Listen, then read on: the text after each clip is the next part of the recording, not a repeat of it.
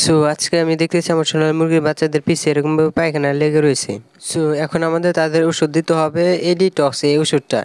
আসসালামু আলাইকুম রহমতুল্লাহি বারাকাতু।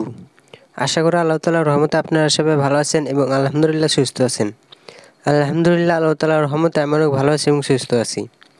সো আজকে আমি আপনাদের মাঝে চলে আসলাম সোনালী মুরগির বাচ্চার পিছে যদি পায়খানা লেগে থাকে তাহলে কী করণীয়, কী ওষুধ দিতে হবে, সব যাবতীয় জিনিস নিয়ে।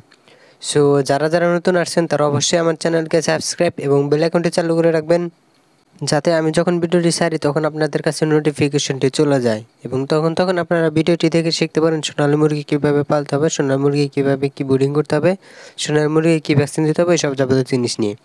সো চলুন কথা না বলে আমরা ভিডিওর সামনে এগিয়ে যাই। সো আজকে আমি দেখতেছি আমার সোনালী মুরগির বাচ্চাদের পিছে এরকমভাবে পায়খানা লেগে রয়েছে। বেশ কয়েকটার মধ্যে দেখতেছি এরকমভাবে পায়খানা লেগে রয়েছে। সো এরকমভাবে যদি পায়খানা লেগে থাকে তাহলে তাদের অসুখ হয়ে যেতে পারে অনেক বড় ধরনের, এবং কি তারা ঠিকমতো পায়খানা করতে পারবে না।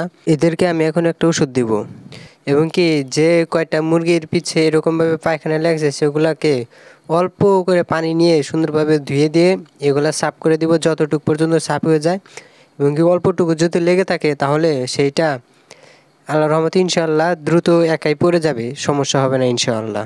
সো এখন আমাদের তাদের ওষুধ দিতে হবে এডিটক্স, এই ওষুধটা। এই ওষুধ আমাদের দিতে হবে সোনালী মুরগিকে শুধুমাত্র সকালবেলা খিলানোর জন্য, আর কখনো দেওয়া যাবে না। এবং কি আমার এই মুরগির পিছে এরকমভাবে পায়খানা লেগে থাকার জন্য আমি এই এডিটক্স এই ওষুধটা দিচ্ছি। তা নাহলে আমি এডিটক্স এই ওষুধগুলো এখন পর্যন্ত দিতাম না, আরও অনেক পরে দিতাম ইনশাল্লাহ। আমি আপনাদেরকে আর পরবর্তী ভিডিওতে দেখিয়ে দিতাম কি কখন কি ওষুধটা আমি দিতাম। সো এখন আমাদের এই ডিটক্স এই ওষুধটি দিতে হবে 1 মিলি 1 লিটার পানির সাথে মিশিয়ে, তারপর আমাদের দিতে হবে। এই ওষুধটা দেওয়ার সময় আপনারা অবশ্যই খেয়াল রাখবেন, এই ওষুধটা কিন্তু সবসময়ই সকালবেলা দিতে হবে, সকাল দিয়ে দুপুর পর্যন্ত থাকতে হবে, এরপরে অন্য ওষুধ দিতে হবে। যদি অন্য ওষুধ খিলাতে হয় মুরগিকে তাহলে অন্য ওষুধ দিতে হবে, তা নাহলে এই ওষুধ দুপুরের পরে আর অন্য কোনো ওষুধ দেওয়া যাবে না। এই ওষুধটা শুধুমাত্র দুপুর পর্যন্তই দিয়ে রাখতে হবে।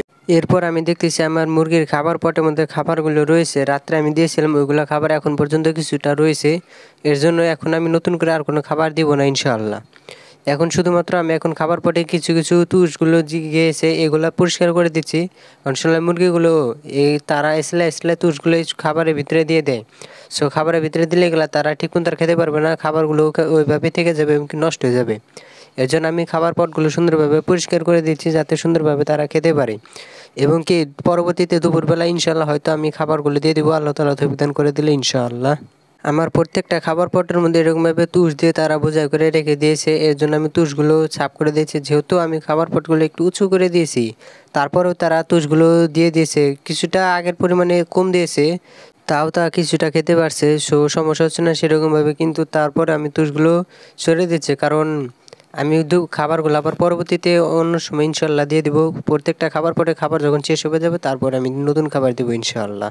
এরপর আমি দেখতেছি আমার আব্বা পানির পাত্রগুলো পানি বোঝাই করে রেখে আমার এখানে রেখে দিয়েছে। সো এর জন্য আমি পানির পাত্রগুলো নিয়ে মুরগিকে খাওয়ানোর জন্য প্রত্যেকটা বাসনে দিয়ে দিচ্ছি।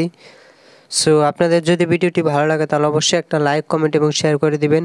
আপনারা যদি লাইক, কমেন্ট এবং শেয়ার করে দেন তাহলে মার্শাল্লাহ আমি অনেক খুশি হব, এবং কি আমার কাজ করার আগ্রহ আরও অনেক বেড়ে যাবে, এবং কি আমি আপনাদের আরও ঘন ঘন ভিডিও দিতে পারবো। সো এভরিওয়ান, আজকের ভিডিও এই পর্যন্ত রাখছি, পরবর্তীতে আবার দেখা হবে আপনাদের সাথে ইনশাআল্লাহ।